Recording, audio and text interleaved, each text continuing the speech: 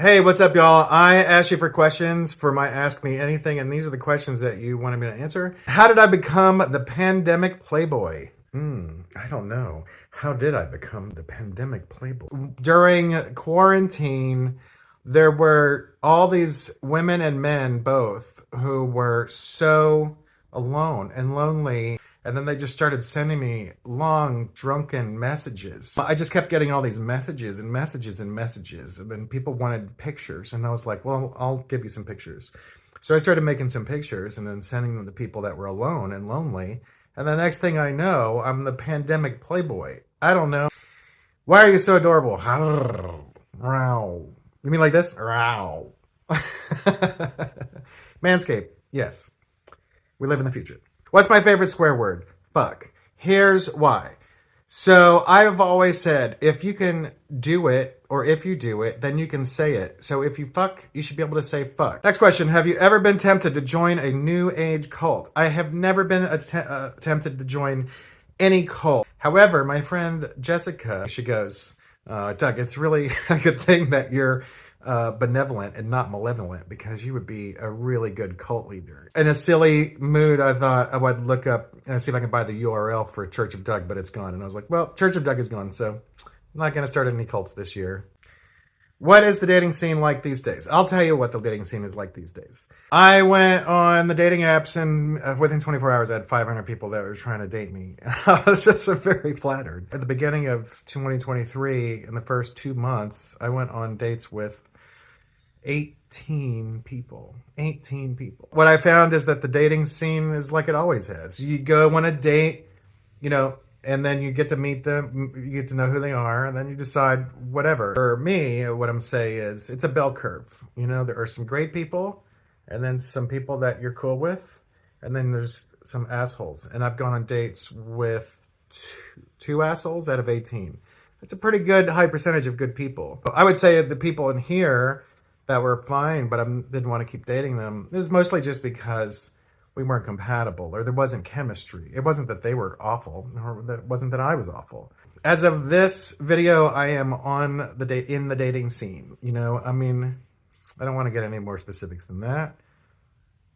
If I could do anything again differently, what would it be? This is an easy answer. I have answered this once before in a different video at length, but I'll sum it up shortly. When I was a kid, I was a teenage stripper. I know that sounds amazing to a lot of you when you just go like, Doug is just some kind of square, I look like the Gordon's Fisherman or Ernest Hemingway at this point. But the thing is that when I was a teenager, I was stripping for money, and I was getting offered a lot of money for sex and stuff with people that I wanted to have sex with anyway. But then I had a literature teacher pull me aside one day, and she said, look, you write too great to not be a professional writer. You should get a job in journalism. And I said, why? And she said, because you get money that way. And then I was like, okay. So I thought sex work or journalism, sex work or journalism. And I chose journalism. The question was, if I could do anything over again, yes, I would have been a sex worker. Absolutely would have done sex work. 100%. Never would have gone into journalism. Would have totally been a sex worker. That's what you want, Next question. When guys have a bad day or a bad week or a bad month or a bad year or a bad decade, do people tell you to smile? Or does that only happen to women? Asking for all the grievers out there. So I guess a woman's upset for the fact that men are always like, hey, you should smile more. You know what? Women never tell me to smile more. The opposite is true. I have been told by a lot of women in my life to smile less so that I can look more intimidating or sexier. Or something. I am not kidding you 1%, and I'm not getting on women's case at all. I'm just talking about my experience. I'm not saying women are like this. I have to tell you that there have been quite a few women that did not like my happy countenance, and they wanted a mean, gruff man, which I'm the opposite. I'm a sweetheart. I'm not a lover. Look at me. I'm so friendly. And then a lot of women have told me to stop smiling because there are a lot of women that don't want to see me, I guess, having a good time. I don't know. Top 5 favorite movies all time. Number one, Groundhog Day. I love Groundhog Day. Whenever I want to make myself think I can be a better person, I watch Groundhog Day because he has to become a better person. And that is the point of the movie. I love it. It's hilarious. But man, that thing makes me cry. Number 2, Babe, the Gallant Pig.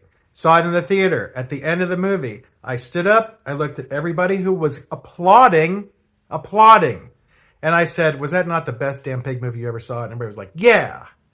Babe, the Gallant Pig. Sometimes it's my favorite film of all time. It depends. But Babe makes me have hope in humanity and in existence. And that's why I love it. I mean, it's a great film and it's funny and all this heartwarming, but it is the deepest film I think that's ever been made because it gives you hope in humanity. What movie does that? You know? Gross Point Blank, number three. It's so good. I love John Cusack. He's so good in it. Minnie Driver. And then, you know, sometimes I'll put on the captions and I'll watch it with the captions on. And so that way I can read the script because the script is so good. Next, Happy Go Lucky. The whole movie is she's in London. She's just happy go lucky. Nothing gets her down. Even when a couple of really heavy, serious things happen to her, she still just, she deals with it and then she just pops back up like a daisy. Ah, I love her. And that's who I want to be. Next, Amorous or Amorous, or, you know, I guess it's another English film and it's about these 4 city people in London and they give up their phones and they give up TV and everything, and then they go out and they live in this little country farmhouse and they just have sex. And it's not a porn film though. It's an actual good film. There's not a ton of dialogue in it, but there's just enough. It's a short movie. It's just about people that just don't want to be a part of society anymore. They're just like, they can't anymore. Escape. It's about escaping your life. That's what it's about. And if you ever want to escape any part of your life, watch that movie and think about escaping some part of your life. Next movie, My Best Friend's Wedding. It's Julia Roberts' finest performance to me. And my favorite thing about it is all summed up near the end, where Julia Roberts is in a car and she's chasing the guy she loves and he's chasing the girl he loves. No one's chasing Julia Roberts. And then Julia Roberts on the phone with her friend and her friend says, "Who's chasing you?" That's the point of the movie. You have to be a good enough person to get someone to chase you. That's the whole thesis for My Best Friend's Wedding to me, is be a better you so you can have someone chase you, so you're not chasing someone who's chasing someone. Next question. Do you hang right or left? Left. Have you not read me? If you've read me, you know I hang left.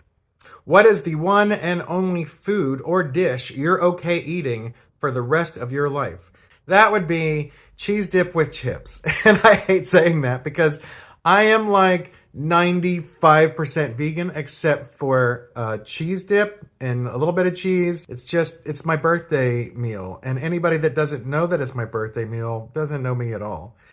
Next, what is your fitness routine? All right, very good question. So normally 6 days a week, sometimes 7, I will do weights, but I don't do lift weights anymore with weights. I use these rubber weight band things, and then they pull the same amount of stuff. But the nice thing about weight bands is that you're not going to hurt yourself with them. People think that they're going to snap. I've had 2 snap, and then the way they snap, it doesn't hurt. They snap to your hand. They don't snap to your face. I mean, if you're doing like this, and it was snapping across your eyeball, okay, great. But I don't do any exercises where weight bands are going to snap across my eyeballs. And then the next thing I do is I get on the treadmill and I try to run 4 miles or 4.5 miles every day. But realistically, I hit 3.2 if I'm lucky.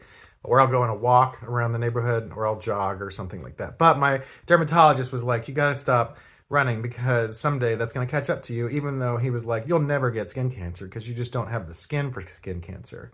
But he goes, but still, you don't want to have to burn, marks off your face from sun damage and stuff at some point. And I was like, yeah, you're right.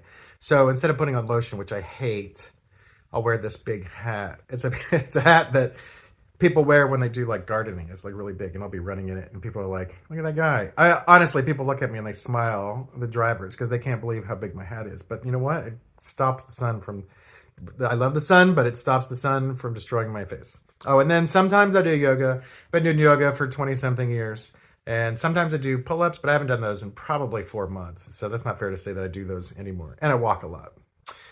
Favorite video game of all time? Man, okay, this is going to be 2 answers. It's not a tie. There's just 2 different kinds of games. There is a game that you play solo, and then there's a game that you play online. And so those are the 2 kinds of games. I mean, you can say there's action adventures and blah, blah, blah, whatever. There are 2 kinds of games. your solo adventure offline, your online adventure where you're running around with other people. Number one all time, solo adventure, the God of War series. Man, it's so spectacular. It looks incredible. There are these scenes where you see the characters suddenly shrink down to a little, but then you see in the background, you see like these big vistas with waterfalls and stuff, man. Oh, God, it's a beautiful game. That's the most artistic game, I think, of all time. And then on top of that, it has God of War, all the mechanics. You're like slapping down these chains and all this kind of stuff, man. I mean, even the running is fun. So I've kind of burned out on the God of War series because there have been enough of them. And I replayed a bunch of God of Wars over the time. And so, oh, look, strong. Oh, yeah. Oh, look, I'm so strong. Look, I'm a God of War. Yeah, God of War. Oh, yeah. Wow. Wow. If the game had that in it, it'd be a better game. So my favorite game of all time to play as a solo mission is God of War. My favorite game to play online is Call of Duty. And it's not, I'm saying that there are other games that you're probably like, oh, those are better, they're better online games. Okay, that's great. I totally get it. You're probably right. But I know that the thing about Call of Duty is, if I think about my past, the amount of time I've spent on Call of Duty Online is way longer than any other game. Because you just go on there and you're playing and playing and playing. And there were a couple of good Battlefield games for a while and some other online multiplayers that I've really, really, really enjoyed. Because I enjoy, most games. Most games are good, now at this point. But the thing is that, Call of Duty is iconic. I don't know. It's just like got a thing about it. It's a familiarity I like. But I haven't played it in a while, to be honest. So I don't know. So that's the end of my questions. I hope you enjoyed my muscles. Oh, look. Oh, ask me anything. If I didn't get your question, then ask me another question. I think I got them all, but you never know. All right. I love you very much. I hope you're having a super great day. And mwah.